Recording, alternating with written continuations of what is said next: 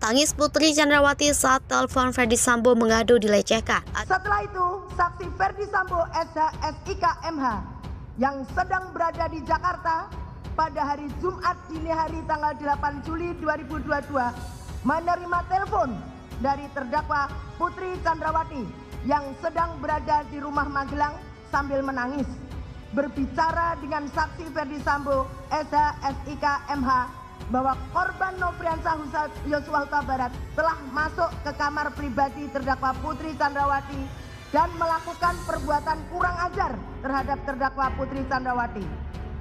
Mendengar cerita tersebut, saksi Ferdy Sambo SIK MH menjadi marah kepada korban Nofriansah Yosua Huta Barat. Tapi yang dia dapatkan kabar, karena kabar seharusnya dia mampu mencerna.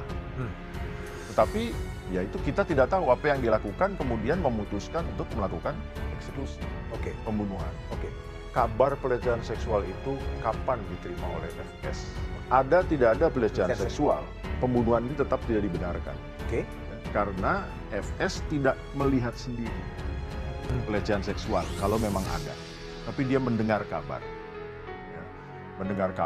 Mendengar cerita sepihak yang belum pasti kebenaran tersebut membuat saksi Ferdy Sambo menjadi marah. Namun dengan kecerdasan dan pengalaman puluhan tahun sebagai seorang anggota kepolisian, sehingga saksi Ferdy Sambo berusaha menenangkan dirinya, lalu memikirkan serta menyusun strategi untuk merampas nyawa korban Nofriansah Yosua Huta Barat. Yang dicari sekarang ini siapa yang menyebabkan meninggalnya Yosua ini. Orang yang menyebabkan meninggalnya seseorang, itulah yang akan dimintai pertanggungjawaban hukumnya nanti. Nah itu ada unsur-unsur 340, barang siapa dengan sengaja merencanakan terlebih dahulu menghilangkan nyawa orang lain. Dia sengaja nggak untuk melakukan pembunuhan itu?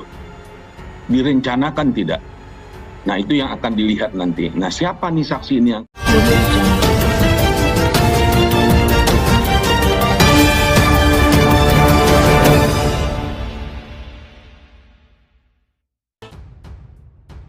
Tangis Putri Chandrawati saat telepon Ferdy Sambo mengadu dilecehkan. Aduan Putri Chandrawati kepada suaminya Ferdy Sambo bahwa dirinya telah dilecehkan berujung pada pembunuhan sadis Brigadir Nofriansah Yosua Huta Barat.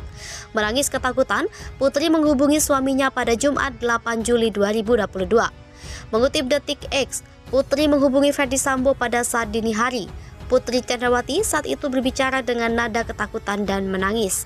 Ia mengaku telah diperlakukan tak senonoh oleh ajudan suaminya sendiri, Brigadir Yosua, di rumah mereka, Perum Cempaka, Residence Blok C 3, Jalan Cempaka, Mertoyudan, Magelang, Jawa Tengah. Mendapati aduan istrinya, Ferdy Sambo murka. Saat itu Ferdy Sambo mengumpat dan berjanji akan memberikan pelajaran kepada Yosua. Namun Putri tak ingin kejadian yang menimpannya itu diketahui ajudan lain. Putri tak mau ada keributan, apalagi Yosua membawa pistol dan bisa bela diri. Ferdy Sambo lalu meminta istrinya segera pulang ke Jakarta hari itu juga. Selama istrinya dan rombongan dalam perjalanan dari Magelang ke Jakarta sebagai Kepala Divisi Profesi dan Pengamanan Polri kala itu, Sambo tetap beraktivitas seperti biasa di kantornya di Jalan Trunojoyo, Kebayoran Baru, Jakarta Selatan. Hingga kemudian Sambo baru pulang ke rumahnya di Jalan Saguling 3 nomor 29, Duren 3, Pancoran, Jakarta Selatan sekitar pukul 15.24 WIB. Raut wajah Sambo masam setelah tiba di rumahnya. Dikuasai amarah, Ferdy Sambo duduk di sofa lantai 3 rumahnya sambil menunggu kedatangan rombongan istrinya dari Magelang. 20 menit kemudian rombongan Putri yang didampingi Bribka Riki Rizal Wibowo, Yosua Barada Richard Eliezer Pudihang Lumiu, asisten rumah tangga Kuat Ma'ruf dan Susi pun tiba pada pukul 15.40 WIB. Dari serangkaian dakwaan terhadap Sambo, Putri, Riki, Richard dan Kuat dalam kasus pembunuhan Yosua di Pengadilan Negeri Jakarta Selatan awal pekan ini, diketahui bahwa begitu tiba Putri langsung menemui Sambo di kamar pribadi mereka di rumah Jalan Saguling 3. Putri menceritakan kembali kejadian yang menimpanya di Magelang. Sambo yang semakin marah lalu mencari strategi untuk menghabisi nyawa Yosua.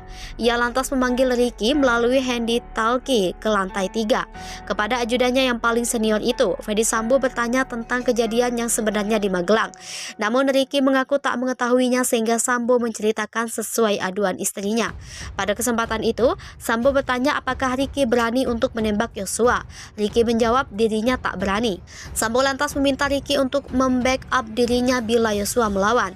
Tak berhenti di situ, Sambo kemudian meminta Richard untuk melakukan penembakan itu. Mendengar cerita pelecehan terhadap Putri, Richard rupanya terenyuh dan bersedia membantu atasannya itu. Ferdy Sambo lalu mengeluarkan satu kotak peluru dari lemari penyimpanan senjatanya dan menyerahkannya kepada Richard. Ia menyuruh ajudannya itu menembakkan peluru kaliber 9 mm ke pistol Glock 17 bernomor seri MPY 851 milik Richard. Kala itu, pistol Richard hanya berisi 7 peluru. Ferdy Sambo lantas menyampaikan skenario jahatnya. Dia mengatakan Yosua akan ditembak di kompleks rumah dinas Polri, Jalan Duren 3 nomor 46 Pancoran. Richard akan pura-pura menembak dengan alasan mempertahankan diri dari serangan Yosua, yang lebih dulu menembak setelah kepergok melecehkan Putri di kamarnya. Putri saat itu mendengarkan skenario jahat suaminya itu. Sambo menanyakan pistol milik Yosua kepada Richard. Anak buahnya itu mengatakan pistol HS bernomor seri HS233001 milik Yosua sudah diamankan Ricky di dashboard mobil Lexus. Richard lantas diperintahkan mengambilnya. Saat menerima pistol itu, Sambo sudah mengenakan sarung tangan latex berwarna hitam.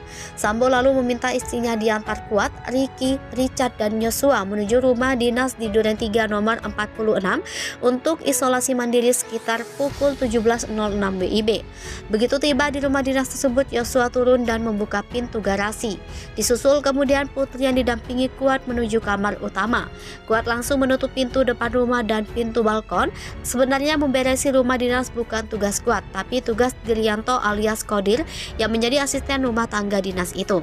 Lantas Kuat disusul Richard naik ke lantai 2 menuju kamar ajudan. Di kamar itu, Richard melakukan ritual doa untuk menguatkan hati melaksanakan tugas menembak mati rekannya sendiri Yosua. Hingga akhirnya pembunuhan terhadap Brigadir J terpaksa terjadi pada sore itu. Kasus pembunuhan berencana Brigadir J terbongkar pada 12 Juli 2022. Ferdy Sambo dan Putri, Richard, Ricky, dan Kuat menjadi terdakwa dalam kasus pembunuhan Yosua. Ferdy Sambo juga menjadi terdakwa dalam kasus obstruction of justice atau terbukti melakukan tindak pidana menghalangi proses hukum. Untuk kasus penembakan terhadap Yosua, jaksa penuntut umum menjerat 5 terdakwa dengan pasal 340 subsidiar, pasal 338 Kitab Undang-Undang Hukum Pidana Junto, pasal 55 ayat 1 ke 1 KUHP tentang pembunuhan berencana dengan ancaman hukuman penjara 20 tahun seumur hidup atau hukuman mati.